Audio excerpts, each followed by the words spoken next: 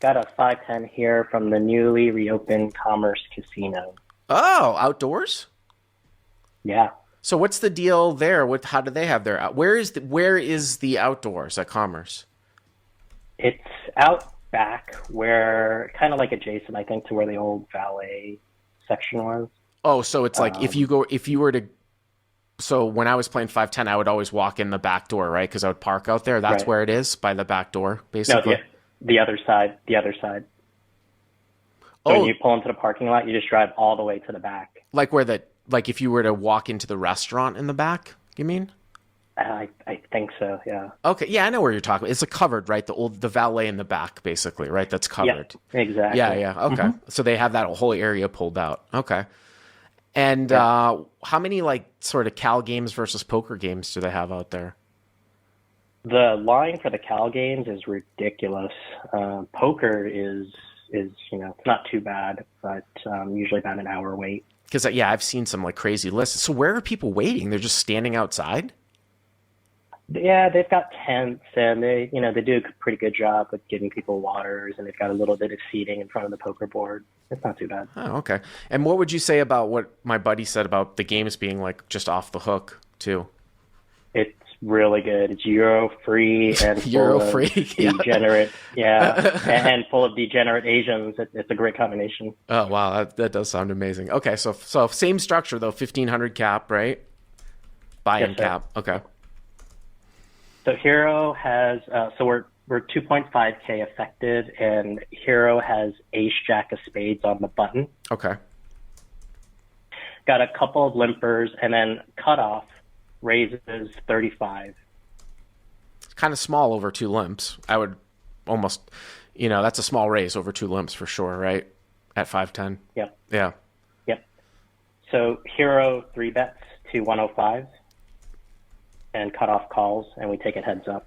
By the way, another thing, a gem of wisdom that I've always sort of given out, even at the lower stakes, is that if you sometimes want to experiment with three betting, and this is less of a thing nowadays where you're supposed to three bet linearly, but what I would always said was that if you sort of sometimes want to experiment with three bet bluffing given situations, one of the easiest things that you can actually pounce upon is when somebody makes a raise size that's sort of out of the box small over several limpers. It's almost always weakness. This one isn't so egregious, but I'm talking about examples like at 510 where it goes limp and somebody makes it 25 from the cutoff. Like unless they're trying to induce and have aces or kings, which once in a while you raise into, it's just almost never a strong hand. So it's one of the things that you can look out for in terms of just sort of pre-flop sizing to indicate a weak hand. Obviously, you've got a slam dunk three bet here with you said ace jack of spades, right? Yes, Yeah. All right. Ace of spades, jack of spades, and your heads up. So the pot is probably what, like 215 or so, something like that. 245. Oh, with it. Oh, yeah. Okay. 245. Okay. Yeah. Flop is King of Hearts, three of spades, seven of spades. King of hearts, three of spades, seven of spades. So you flop the nut flush draw, right? Right. Okay. Yes.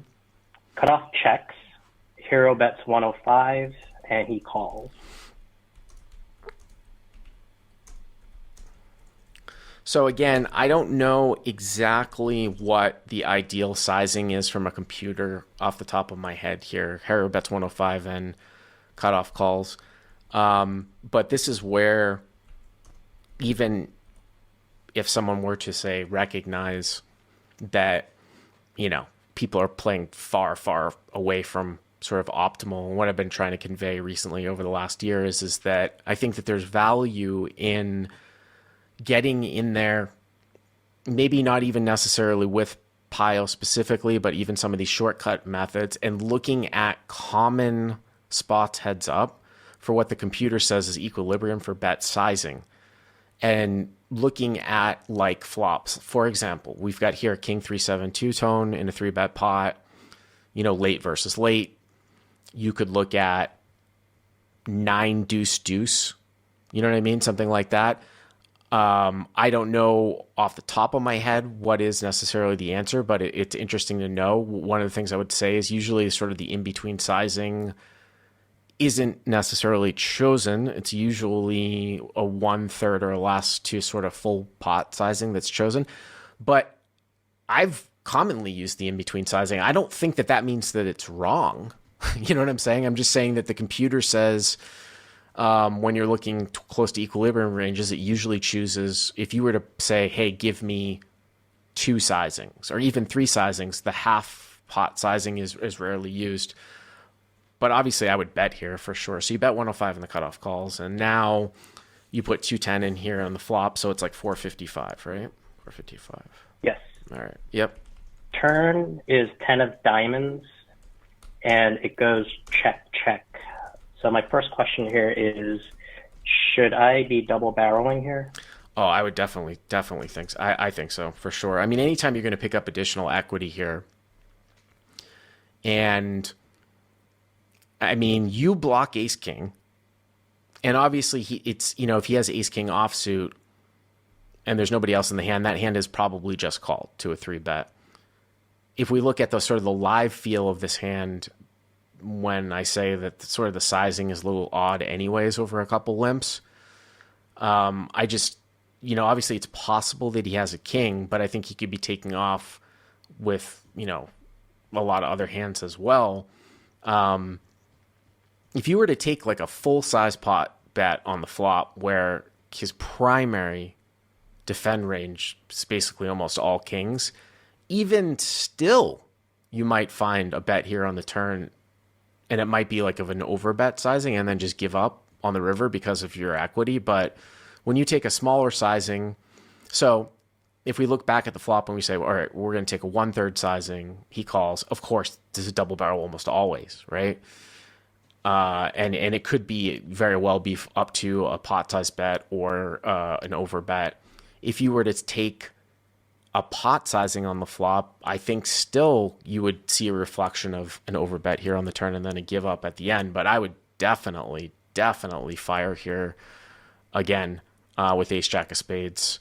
You're never really even going to get raised by anything here except maybe a set, but you can call if you were to get check raised, right?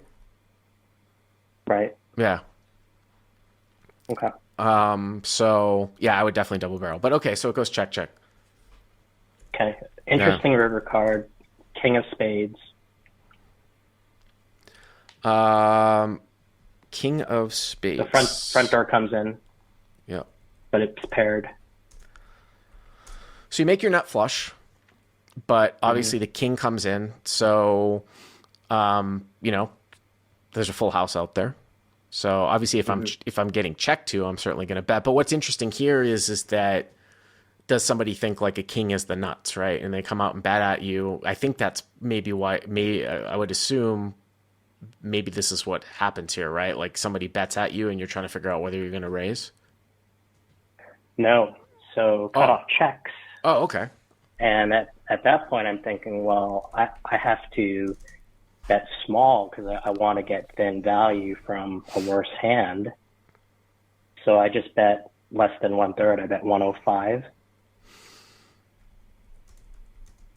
And to my surprise, cutoff quickly check raises to 305. That's interesting. I mean, you can't really 3-bet the river, right? With the board being paired, I don't think. But yeah, I mean, by you betting so small on the river, although this sizing wouldn't really be really super indicative of a bluff, but he could have, I guess, checked a king, and now he thinks that because you bet so small, he's gonna check raise a king in this spot. Or I guess there's some smaller flushes that he could have too, but I guess that maybe he could check, and it's one of these situations where if he comes out and bets, maybe you just fold, but if you check, he can get you to value on himself. Any information about this guy? Tight aggressive Asian reg. The unknown variable was that he was slightly tilted from a previous bad beat, literally the hand before. Yeah. And he's definitely a reg. He's not a recreational player. Yeah, I mean, I'm not a huge fan of your bet size. I think here it's just a call. Okay. I think it's a call. I think starting to 3-bet the river starts to get real. You know, okay, so you're never three betting. It's probably closer. It's probably folding to a 4-bet. Well, I don't think you're gonna get 4-bet. I don't think you're gonna get 4-bet, right? Because what are you gonna get 4-bet by? King 10, maybe. I mean, he's King 10. Yeah, I guess King 10's the nuts, right, on this board. But it's probably closer than people think in the chat where they're saying trivial call. Like, I kind of want to 3-bet the end here a little bit on the river. And the reason why I say that is because, but you'd have to make some big assumptions. If we were to say that our opponent will call with all smaller flushes and will also call with a majority of their kings, then probably 3-betting the river is the right play. I don't know if we can jump to that assumption, but I have seen extreme scenarios like that where against sort of the right type of people in the right situation, I actually might make a thin 3-bet here on the river. So I think it's probably close.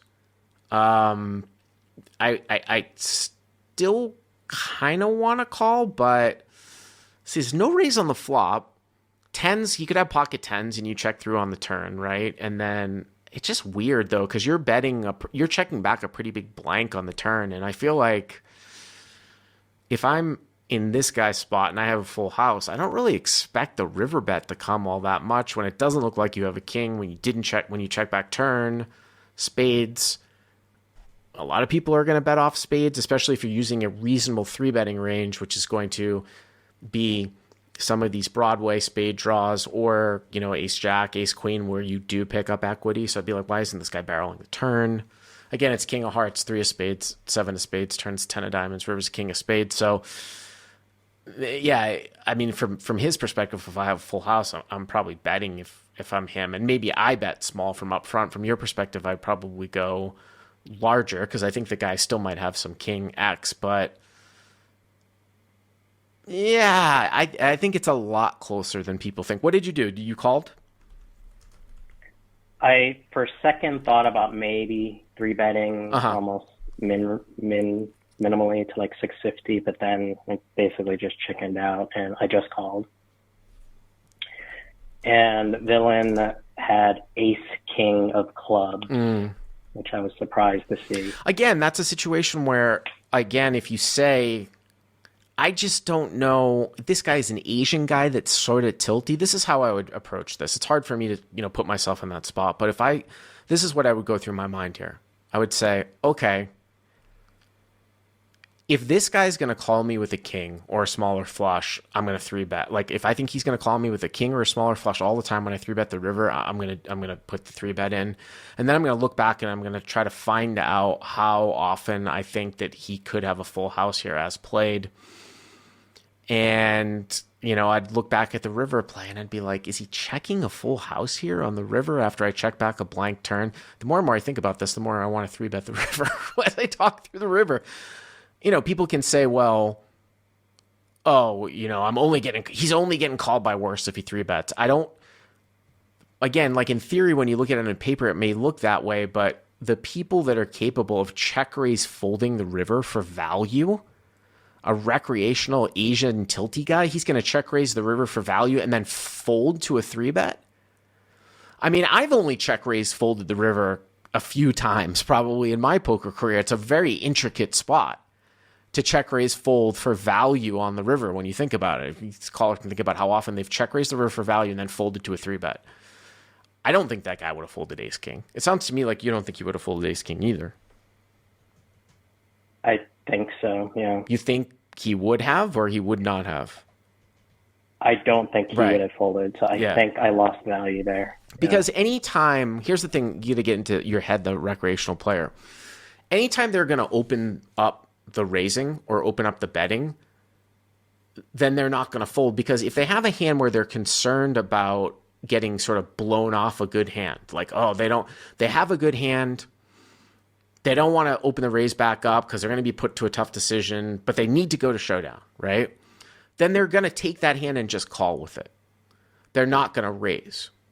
This is what goes back to what I was talking about with, you have to make thin value bets in position on the river and live low stakes, mid stakes, no limit, because it's like a free roll. Because the times you're going to get check raise bluffed are just so few and far between, but you'll see people check behind time and time again with strong hands in position because they don't want to open the betting back up because they wouldn't know what to do. They probably couldn't convince themselves to fold, so they're going to lose more money if they bet and get raised and called. So they just check it back.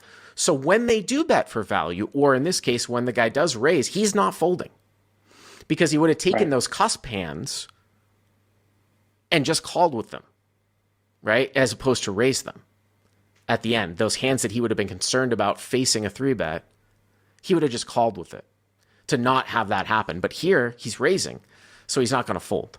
So the more and more I think about it, I can definitely find a 3-bet, but I think it's, kind of a player, a flow spot. Some of these calls that we've had today sort of demonstrate, I think, some of the different lines that you might take for maximum profitability that might not look like what you would do on paper, but where it might fit into a live game. And that's what I've been trying to do, over on Crush Slide Poker for the last, say, 7-8 years. Thank you very much for the call. Hey, Bart, can I plug my Instagram to the audience? Oh, yeah, I told you could. Yeah, go ahead. Yeah, it's van.poker.